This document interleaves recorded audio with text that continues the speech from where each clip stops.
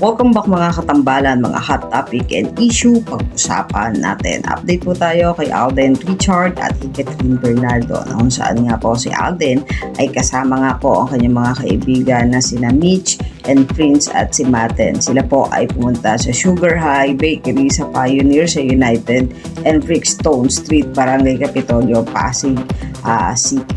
Samantalang kahapon nga po ay muling nag-morning run itong si Alden Richard at talaga namang enjoy na enjoy ito sa ginagawa niya. Kasama naman niya si Coach Marlin. At may post pa nga itong si Alden sa kanyang social media ng ginawa nilang pagtakbo habang nag-post din siya ng napakaganda niyang sapatos at sa sound trip doon sa napakaganda din niyang sasakyan.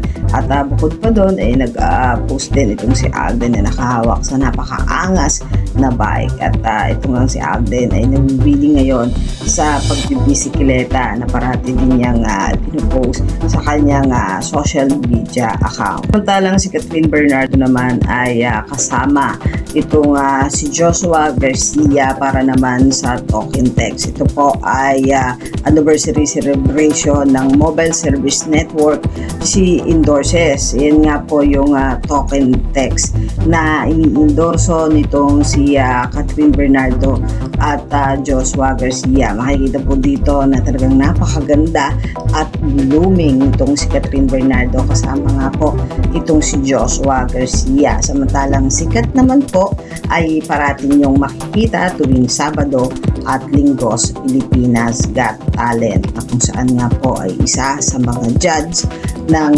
PGT. Makikita nga kay Kat yung pagiging bubbly at pagiging kuwela sa mga bawat contestant na nagpapakita ng talento sa Pilipinas Got Talent. At minsan pa nga ay talagang nakikisabay itong si Kat at nakikiride sa mga contestant sa PGT. Yan yung mga update natin ngayon kay Catherine at kay Alden. Kayo mga katambalan, ano ang masasabi nyo? Mag-comment lang sa comment section at pag-usapan natin. Yan ang mga hot topic and issue dito lamang sa Tambalang KK.